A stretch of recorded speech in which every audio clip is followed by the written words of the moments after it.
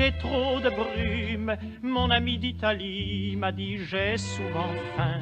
Mon ami de Madrid pense avec amertume à son fils en exil dans un pays voisin. C'est rigolo cette petite chanson. Pourquoi cette chanson et ce sourire de Frédéric Gersal? Bonjour. Bonjour. Parce qu'aujourd'hui c'est jour de fête. Et oui, nous sommes le 9 mai et c'est la fameuse journée de l'Europe, une journée où l'on commémore la fameuse déclaration de Robert Schuman qui marque le début de cette construction européenne. Mais il n'était pas le seul à y contribuer.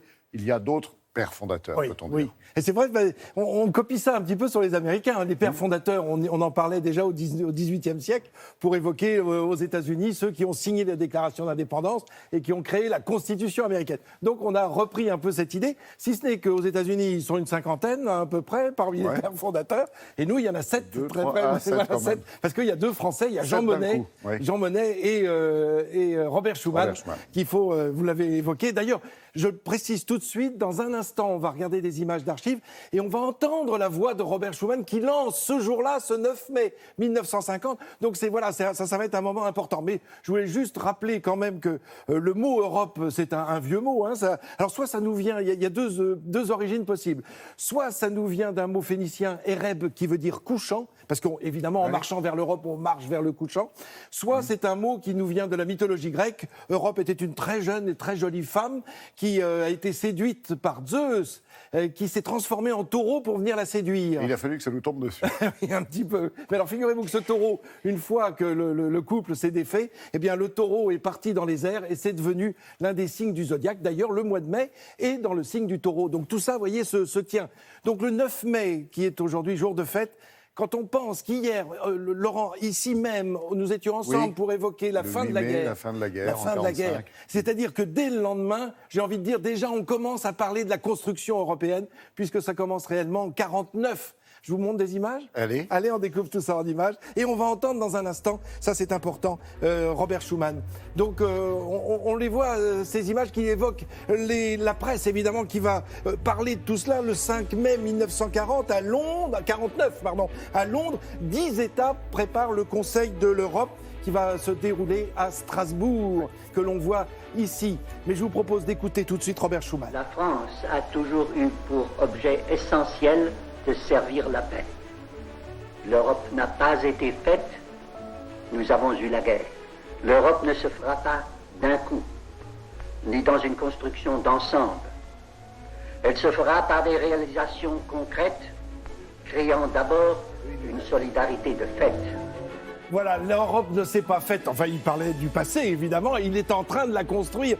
Robert Schuman qui, je le rappelle, est ministre des Affaires étrangères français, voilà pourquoi il prend la parole au Quai d'Orsay, c'est là où il était, c'est là où on le retrouve, dans ce salon de l'horloge du Quai d'Orsay où la paix a été signée, la liberté a été signée, 2 mots-clés dans la construction européenne qui évidemment va prendre effet dès le mois d'avril 1951 avec la création de la CECA, on en parlait quand on était plus jeune, c'est vrai que maintenant c'est un petit peu oublié. Voire très jeune. Oui, voire très jeune. La CECA, Communauté économique du charbon et de l'acier, c'était important puisque c'était la reconstruction de l'Europe qui avait été si détruite par la Seconde Guerre mondiale. Alors, comme vous le savez, Laurent, j'enfonce des portes ouvertes. Tous les chemins mènent à Rome. Ben oui, parce que c'est à Rome qu'a été signé en 1957.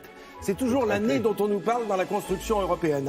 25 mars 1957, le traité de Rome, avec la naissance de ce marché commun, c'est-à-dire un commerce unique pour tout le monde. Voilà, le marché commun, on met en communauté notre marché. C'est ce qu'on va appeler la CEE, la Communauté économique européenne. Tout cela se signe avec des traités, comme vous le voyez, et notamment le traité de 57 qui est en train de passer devant tous ses signataires. Figurez-vous qu'il n'avait pas été entièrement imprimé sur le document parce qu'on n'avait pas eu le temps. Donc ils ont signé des papiers. Ils avaient signé sur papier blanc. Mais enfin bon, c'est tout cela est symbolique. Et puis évidemment les premiers passeports européens qui là aussi marquent une ouverture des frontières. On est encore loin de Schengen, faut pas rêver. Mais ça, c'est une progression lente. Mais quand on pense que ça a commencé 4 ans après la guerre, avec une carte que je voudrais vous montrer, c'est la carte des débuts. Professeur. Ah oui, alors regardez, parce que j'ai ma baguette. Là, on a les 6 pays fondateurs, on le connaît, hein. Le Benelux, c'est-à-dire la Belgique, le Néerlande, c'est-à-dire les Pays-Bas et Luxembourg, Benelux. Et pas nombreux à l'époque, hein, voilà. Non, 6, hein, et puis surtout la France et la RFA. Ça, c'était une vraie révolution. Et l'Italie, puisque je le rappelle, l'Allemagne était coupée en deux. Et puis, voilà ce que c'est devenu aujourd'hui avec une carte, regardez, avec la progression année par année entre 57 avec les 6 pays d'origine jusqu'en 2013. 28 pays ont rejoint la communauté économique européenne. Ça montre bien que c'est tout le continent qui s'est rassemblé, qui s'est réuni avec autour de ses pères fondateurs qui ont démarré tout cela en 1949. C'était inimaginable, quelques mois avant, inimaginable. C'est beau la paix. Oui, bleu comme le bleu de l'Europe. Merci Oui. Frédéric. L'année prochaine, vous revenez pour enlever le Royaume-Uni Oui, de cette carte. oui. D'accord, merci. Brexit oblige. Merci pour ces explications.